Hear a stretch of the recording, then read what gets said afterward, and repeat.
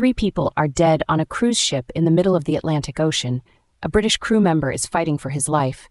17 Americans are trapped on board, and the World Health Organization is telling us that a virus, which almost never spreads between humans, may now be doing exactly that. The MV Hondius is anchored off the coast of Cape Verde, heading to the Canary Islands in 3 to 4 days, and we still don't fully understand how this outbreak started or how it's spreading. This is not a drill. Joining me now are Sophia Reeves, our economics and markets editor, and James Chen, our geopolitical analyst. Sophia, let me start with you. Is the international response to this outbreak fast enough? And are governments doing their jobs? Thanks, Emma. No, the short answer is categorically no, and I think we need to stop tiptoeing around that. 3 people are dead, 7 confirmed or suspected cases on a single enclosed vessel. And what do we get from the WHO? We get the word may. They may have seen human-to-human transmission. This is an institution that spent the first weeks of COVID telling us there was no evidence of human-to-human spread. Sound familiar? Douglas Murray has made the point brilliantly that Western institutions have developed this almost pathological need to manage perception before they manage reality, and we are watching it happen in real time. Where is the British government? British citizens are in critical condition on that ship. Where is the urgency? Where are the officials standing at a podium saying, here is exactly what we are doing to get our people home safely? And don't get me started on the cruise operator.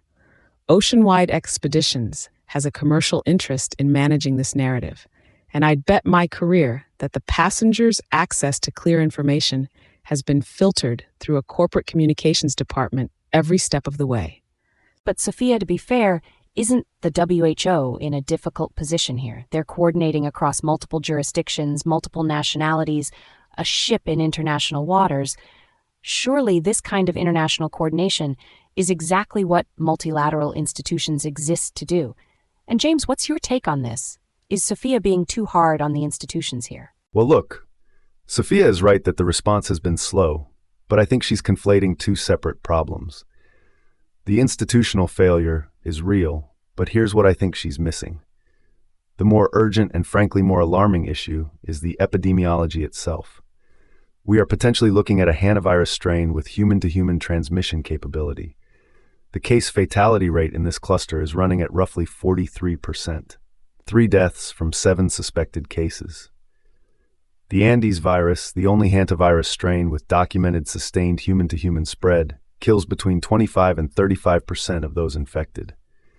If we're dealing with something in that family, the WHO's caution isn't just bureaucratic cowardice.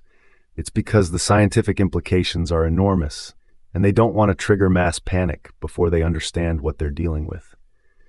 The data matters here.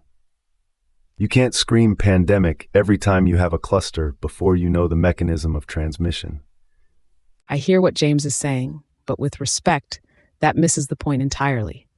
The scientific caution argument is exactly the excuse that gets people killed. You know what happened when institutions exercised scientific caution about early COVID transmission data? Millions of people died. I'm not saying we panic. I'm saying 17 Americans are on that ship. A British crew member needs urgent medical care. The governments of Britain, the Netherlands, and the United States should not be waiting for a WHO technical bulletin to tell them to act. Ben Shapiro says it constantly. Government's first duty is to protect its own citizens. That's it. That's the job. And right now, nobody is doing the job. Here's what I want to know, and I want both of you on this. The ship is heading to the Canary Islands in 3 to 4 days. What happens when it gets there? And what are the risks of disembarkation? James, where do you see this going? The way I see this playing out, the most dangerous window is not the voyage. It's the moment passengers step off that ship. Hantavirus has an incubation period of 1 to 8 weeks. That means people currently aboard who feel completely fine could be incubating the virus right now and have no idea.